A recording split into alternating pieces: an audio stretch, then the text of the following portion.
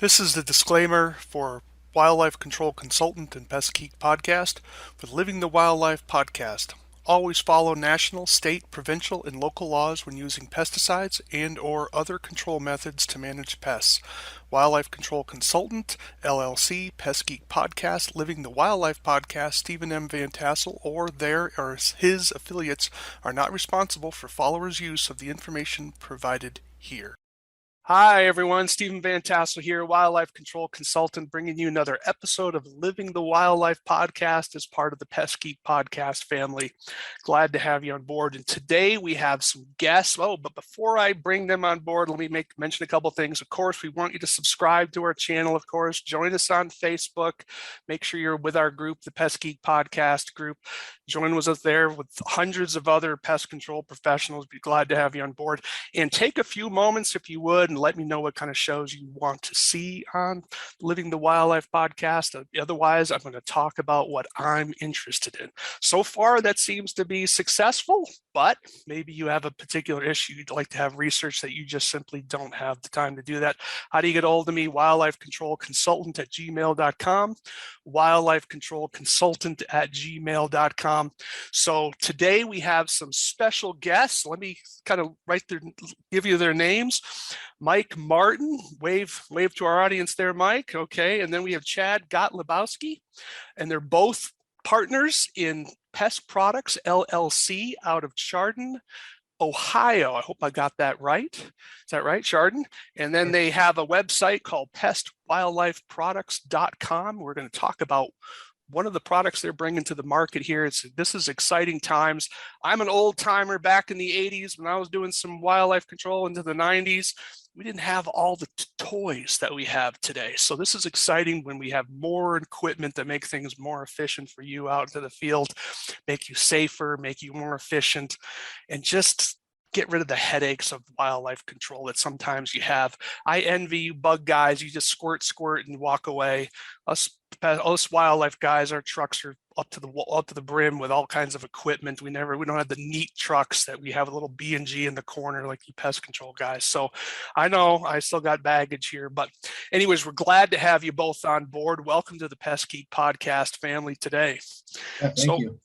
So one of the things we'd like to have is, why don't we start with how both of you, your both stories, how you got into pest control and then wildlife control. Tell us a little about your journey. Well, I got into it about 5 years ago into actual commercial wildlife trapping. So I did animal removal only for about 2 or 3 years. And I left that and joined Chad here, who started a company focusing on bugs, which is the green part of our business. So we own Go Green Pest Control also. So we do bugs and wildlife. So we decided to join and do bugs and animals. So we can do anything from an ant to a coyote. Nice. And we work good together. So that's kind of how we got joined together now. So we've been doing the pest control together for a couple of years now. And this is just something that we came up with to help us out. We have a few different prototypes that we made, which worked just fine, and we decided to go a more professional approach. So that's how we came up with our box here. Sure. So do you have a name for the box? Yep. So this here. So we named I'm not sure if you can see that. It's a Pest Products. Yep, Pest Products. It's a quick catch. We named it the XL for the large version. Okay. So the Quick Catch XL. Yep. So we have a hole on the side here. Well, yeah, you want to show them what we came from, what we started with. Yeah, let's put this back. All right. So like Mike said, we started coming up with different homemade designs because of all the the different line of work that we're in, because like Mike said, we do wildlife and we do pest control. Sure. Obviously, you already said it yourself when you opened the show that wildlife is a little bit more difficult than yeah. Okay. Yep, so something used and abused. So those are rat-sized traps? Yep, these are T-Rex rat traps. T-Rex. Yep. Okay. And then we have them screwed down. All right. So you have this. And so what made you make these boxes? Just to make it easier to trap rats? Are you trapping reds, flyers with them? What's your chipmunks? So, I mean, we're trapping everything that you just said with them. Okay.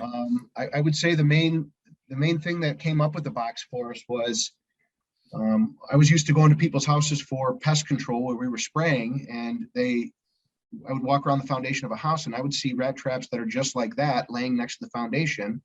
And I would, ask the homeowner before I leave, what's going on with the rat traps all placed on the foundation? Oh, they're catching the chipmunks. Okay. So we decided, why don't we encapsulate the traps in a box and do it more professionally than just, a guy's dog running around the neighborhood with a rat trap on his tail. Right. So that's how that all came about. But it's working for everything that you said, from the rats to flyers, mice. I mean, everything will go in a box with bait. So have you noticed any? So obviously, your product is lockable. The fact that you have a plastic, looks like pretty durable plastic. Can you stand on it? I mean, that's kind of an aggressive way of talking about its sturdiness, of course, but it looks like you can stand on it. Yeah. So I mean, not that you can see it, but I'll stand on it. And how much? It's called roto molded. Roto molded. Okay. Same way as kayaks are made, and okay. All of your like high-end cooler lines. Like very nice. Lockable. Yep. So that's the lockable portion there. Very nice. The lock hole there. Beautiful. So if you needed to lock it, we will, if there's children around or pets or animals. So the T-Rex traps we have mounted there, you can see the bolts. Yeah, and I see you have a pre-drilled hole. Is that for staking? Yep, so you can stake it. We stake them if you need to screw to a roof or a raft or in an attic. And if water were to get into it, it can drain out of there. Oh, I gotcha. Yeah. We generally don't have any issues with water unless obviously it floods or something. But sure. Just very as far nice. as that goes, they're stackable. They all have feet on them. Uh-huh. And then the nuts here you can take off and replace traps if they break, or you can also put in your own style, rat trap. They'll hold a Victor trap. They'll hold a snappy rat. They'll hold really any style of rat trap. The inside hole is 4 1/4 by 7 inches. Okay. So you can put an actual Victor wooden trap in if you wanted to. Nice. They do work well, but what we found is that the T-Rex work best with the dividers. It forces the animal to go straight in, and I would say, greater than 90%, you get a head catch almost every time. Right. Yeah, no, that definitely makes sense. I like the Victor traps. I mean, they're certainly cost efficient. The problem is when you're looking at, disease issues and convenience, the clamshell style is so much easier to handle. Yep. But you pay the price for them, to be sure, rather than have to get all personal with the animal you just whacked. They're really easy to set. If you have to unset them, you have to be a little careful, but for the most part, they're pretty touch free. And they are, they're washable as well.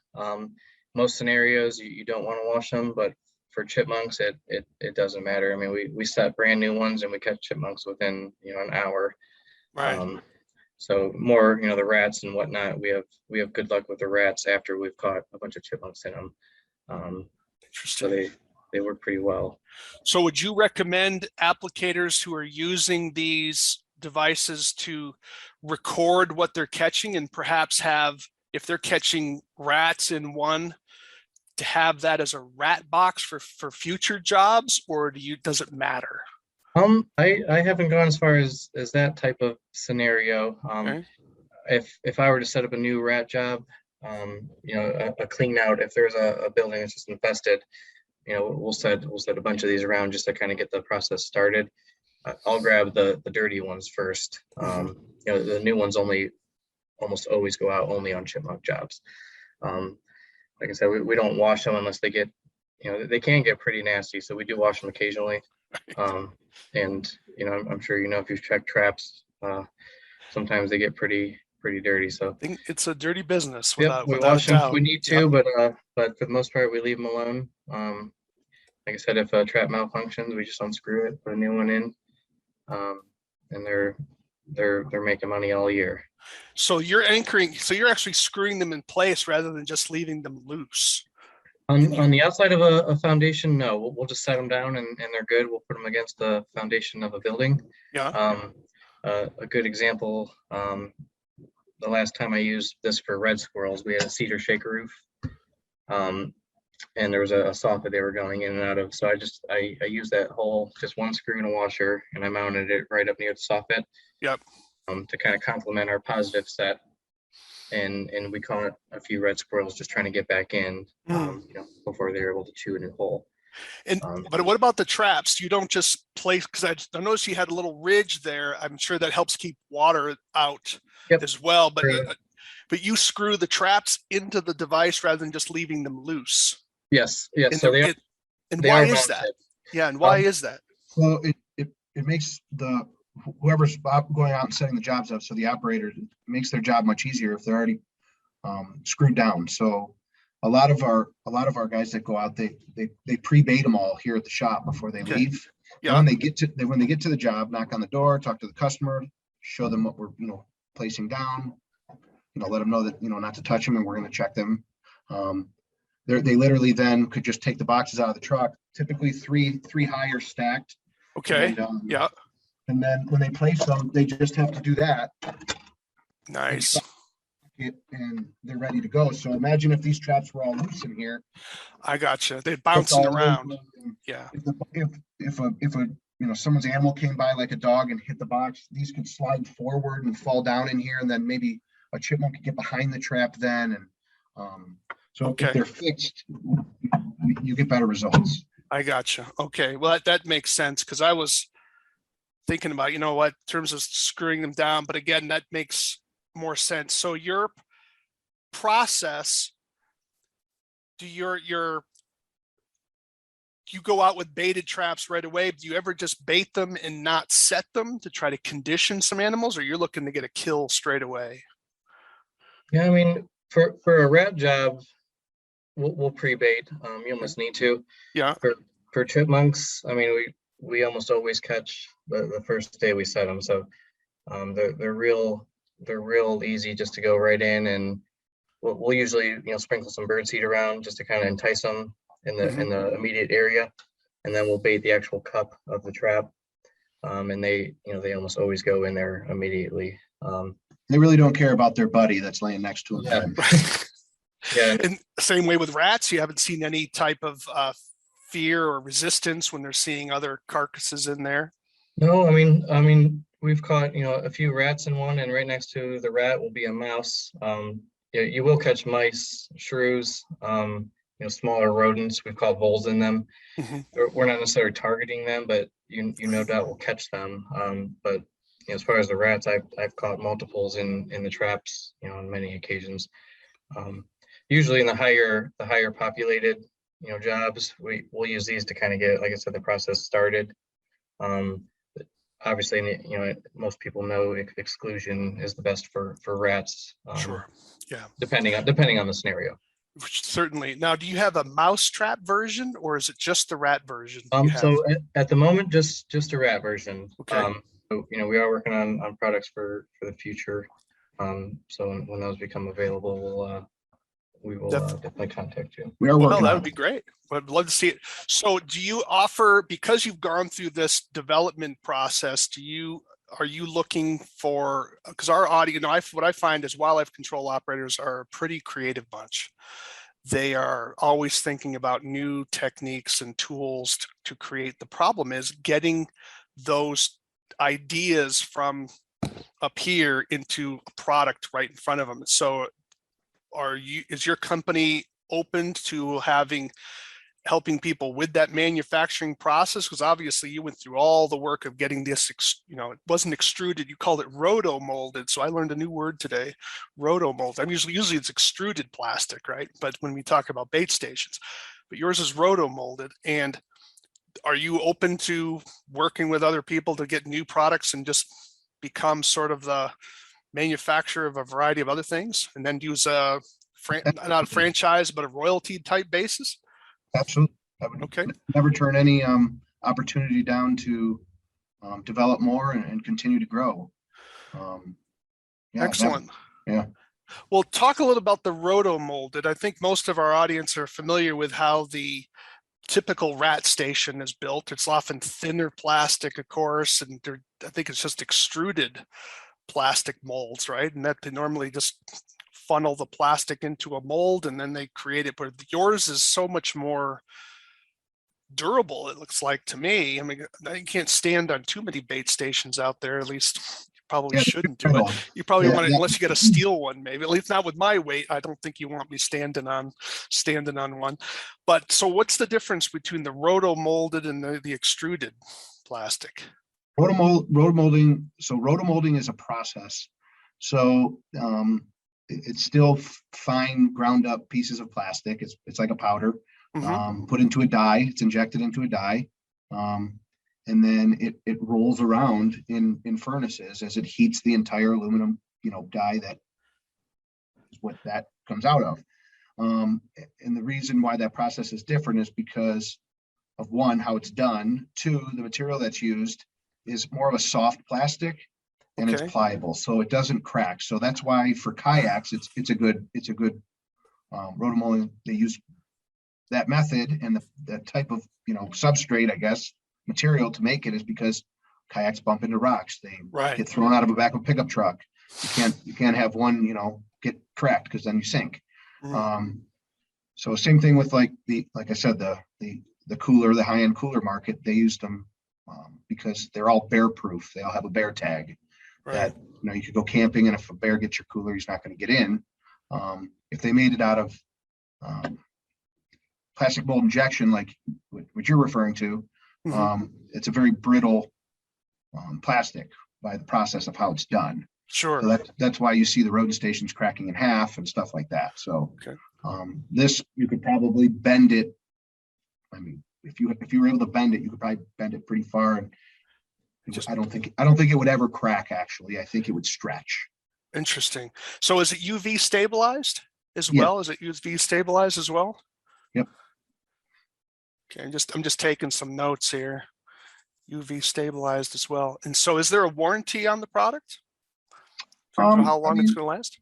Not necessarily a warranty, because I can't,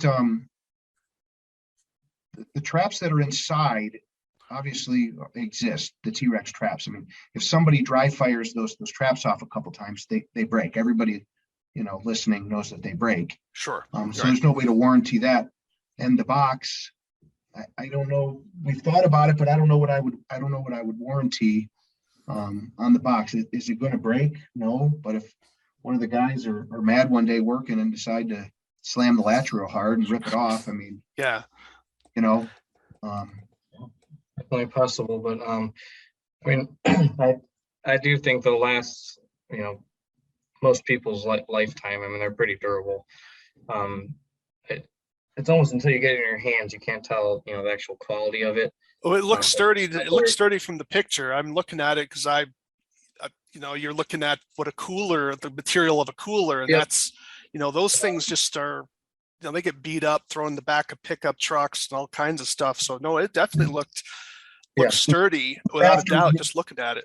That's what we were after when we were designing them, because I mean, Mike and I are out in the field too, so we know what it's like when you're busy and you're picking stuff up or setting stuff up, and things are getting slammed around the back of the pickup truck or back of the van. And we knew if we were going to design something, it had to be built to last. So I think we achieved it. Yep. And how about, is it possible for a company to get them personalized? Yes. Is that something as well that happens, personalized? So we did make a slab on the top there. Okay, I gotcha. So for a sticker, someone could put a sticker on it? Absolutely. Okay. Logo there. Nice. Okay. Most states do require that they are tagged, so that would kind of be a 2-for-1 there. You could get your company logo and as well as the information needed for the Division of Wildlife. I did want to mention too, this is a trap. This is not a rodent station. For toxicant, right? Yep. For traps only. Just to make that, so we don't want to mix them up. Yeah. So this isn't something that you're going to leave in somebody's house for a year. If they want to buy it from you, absolutely. But we do, mainly week trapping programs, sometimes 2 weeks. If we do an exclusion on a home, we'll throw a few in their attic to kind of help with our positive sets, especially in flying squirrels, because there could be quite a few. Right. So it's a tool, just like a raccoon trap. It's exactly that. It's a trap. Right. So no, I think there's a lot of, is there any, I would, let me just put it this way. I would certainly encourage your company to think about a version down the road of where people would be able to use traps and then have a bait station portion in the middle, because one of the things I like about what you have there is it seems that if you had a middle column for, let's say, some rodenticide, it would be too far for a raccoon to reach in, because I've heard stories of the bait stations that are out there now, and I don't know what brands people were referring to, but they're saying they've had situations where raccoons were reaching in and grabbing the block bait and pulling it out because there just wasn't a long enough elbow. Normally they're a 90-degree turn, right? Yep. And they're just not long enough, and the raccoon's still able to reach in there and grab this toxic, and it's like, oh, this is bad. This is not good. So, and one thing that I've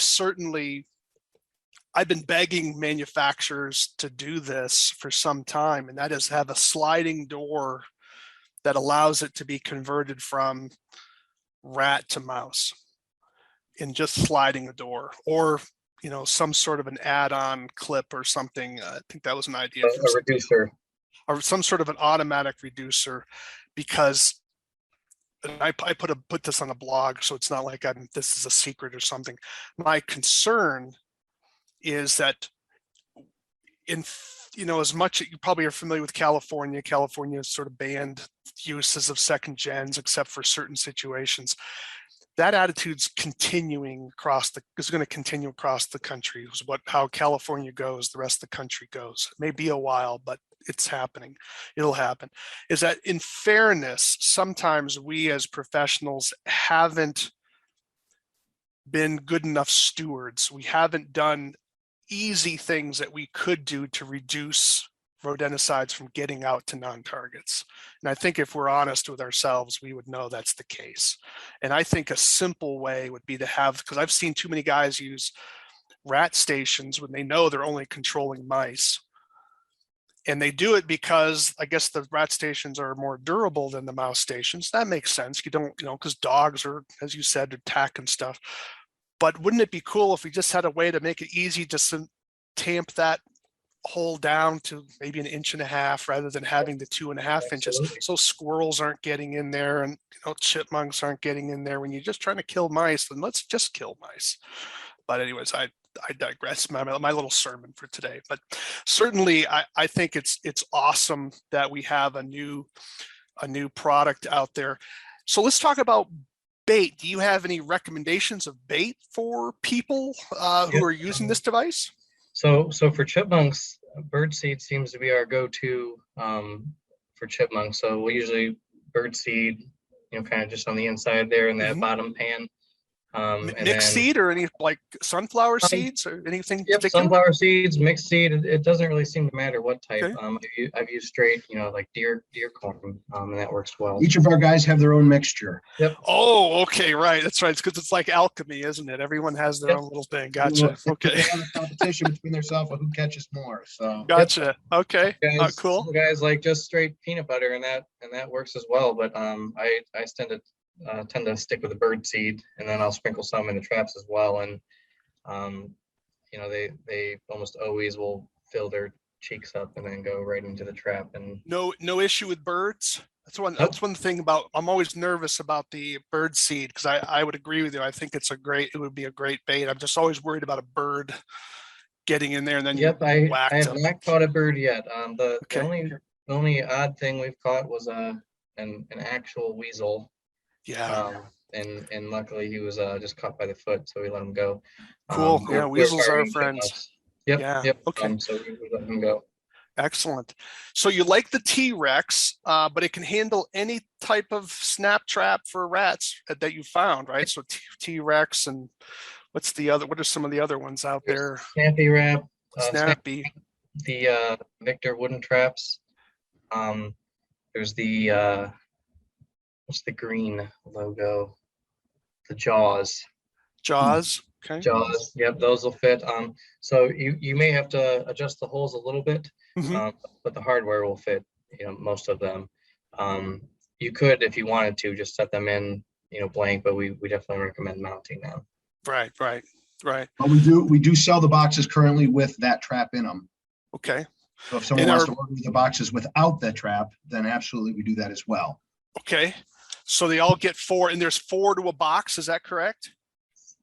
Is it 4 to a box? Okay. And so they can buy it without the traps inside. So let's talk about pricing. We haven't mentioned that at all. How do they order this? If they want to say, look, I want to try it out, how would people get a hold of you?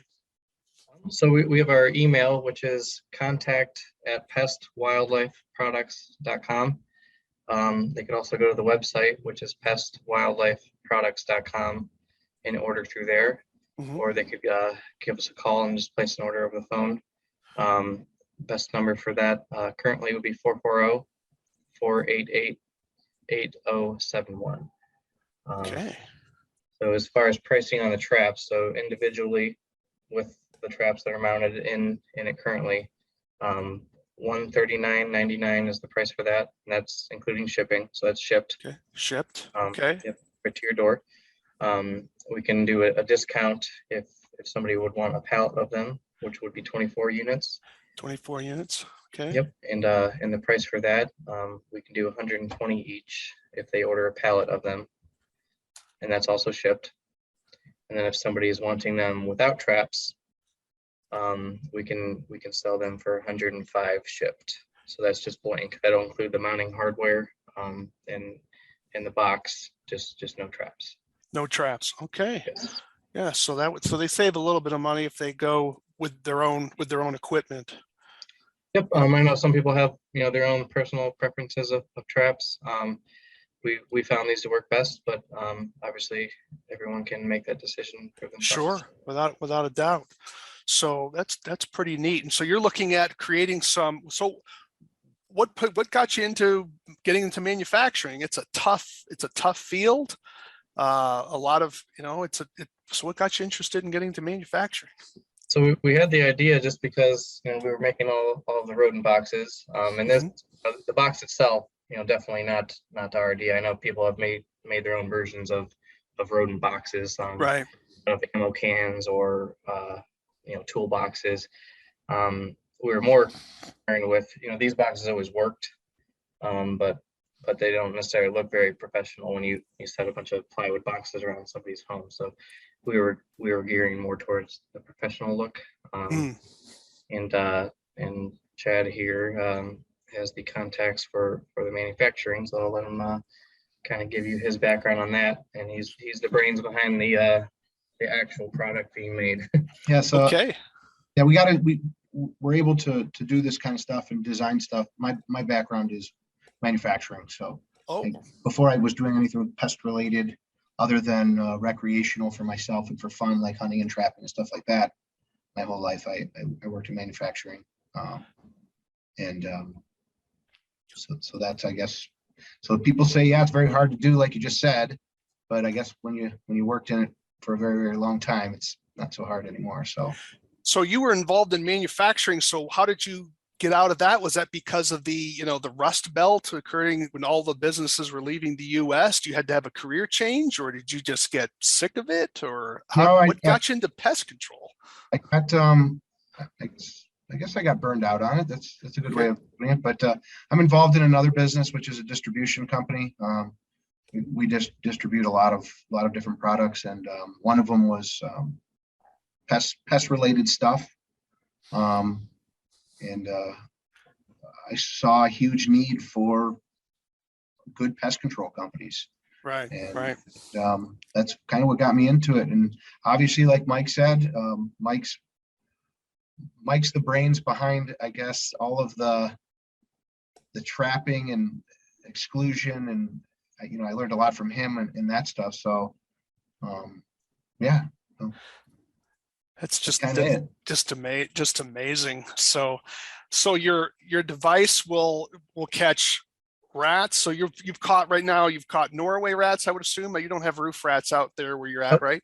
Nope, there's no roof rats. We're in northern Ohio, so we're Okay. up by Lake Erie, by Cleveland. So yeah, rats. Norways. You've got chipmunks, flying Monks. squirrels. That would be the northern flying squirrel. I think you have out there.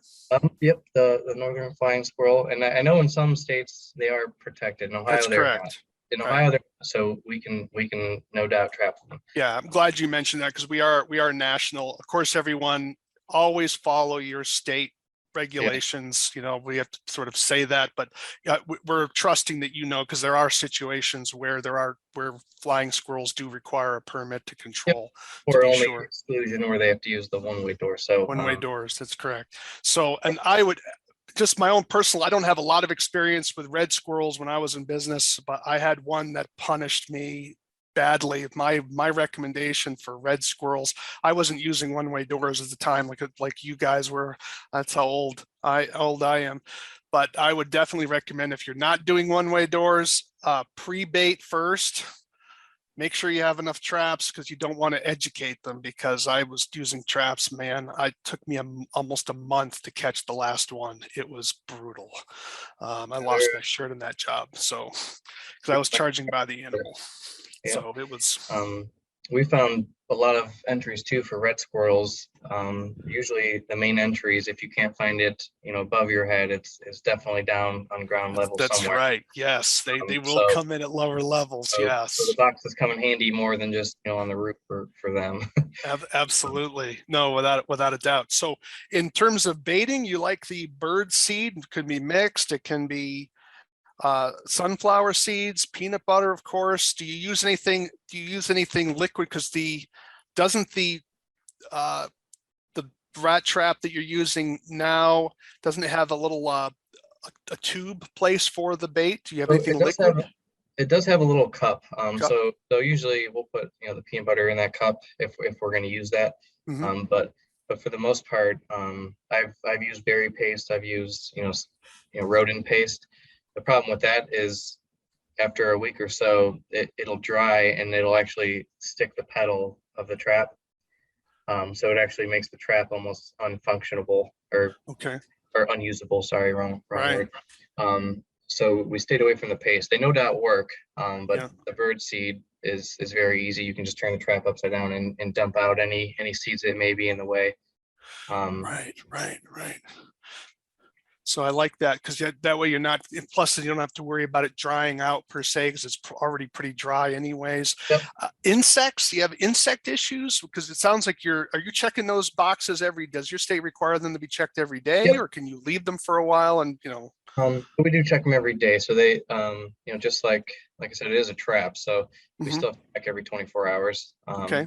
It may be different in other states, but other than a chipmunk that got caught in the morning and was baking in the sun all day, and then we're there the very next morning, there's really no issues with any sort of bugs. Nothing that you wouldn't get in a normal trap. Normal trap.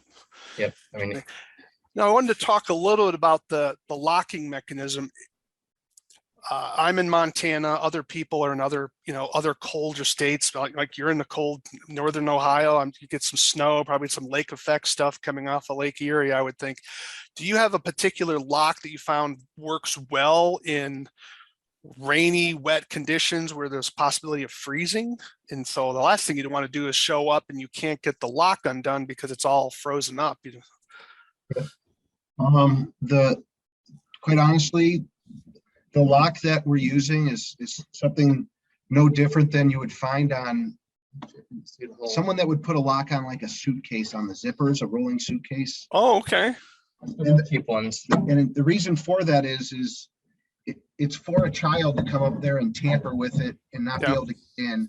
And if an adult wants to take a pliers and rip the lock off and take a look in there, I mean, so be it. Right. We lock them for just knowing that, little kids run around the yard and one could be sitting there. We just don't want their hands to get caught in the trap. Sure. But do you have, so those traps have been, so those locks that you have for luggage or something, do you like the combination or the key? The key. You like the key better. Okay. Because all the keys are typically the same when you buy a big pack of them. Okay. So everyone has that key on their ignition key for their vehicles then. Oh, very on the nice. ring.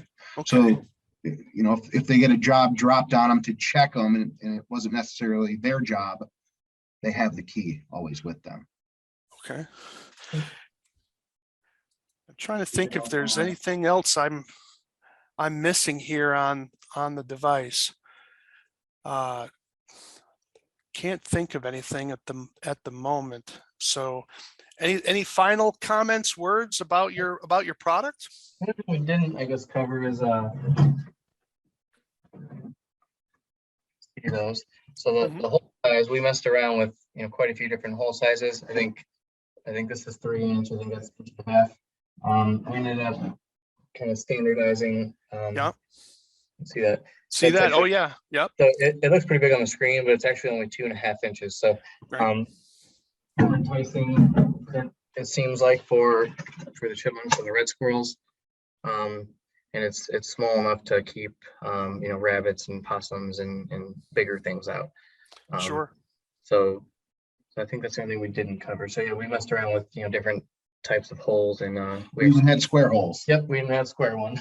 And how many years of development were you looking at before you finally came up with your final design? I think it's important for the audience to realize just how much let's call it mental energy had to go into the development of the process. 2 years. Yep, 2 years. 2 years. Okay. And just the the mold for that, we came up with the idea. I'd say it was about 6 months before we even had a drawing of what it might look like. Yeah. So yeah, it's exciting now that we finally have it. So like I said, once you have it in your hands, I think you'll appreciate. It took a lot. People don't realize this. Just sort of when you're designing something like this, down to the stackable, feet here, so each box could sit on each other in someone's vehicle. How we were going to design the handles, whether they were going to be ropes or integrated into the molding, how the hinge was going to work. Yeah. Whether we were going to use like a metal rod for a hinge, or like this one, this is all plastic, and the plastic snaps in. So once the lid's in, it can't come out. Right. If it does come out, that means they broke it.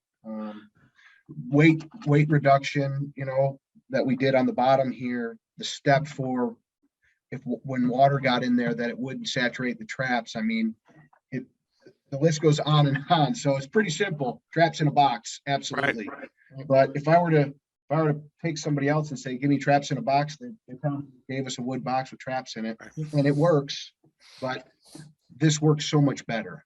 Yeah, no, I love the fact you highlighted some of those features, because I would think some of our audience is going to say, "Oh, just build a box." Well, this is more than just a box, and so it has water shedding capability. Of course, you can stand on it. It certainly does look more professional. It's going to be easier to clean, which I think is going to be important, because some of us are in hantavirus areas. For those if you're doing smaller rodents, to be sure.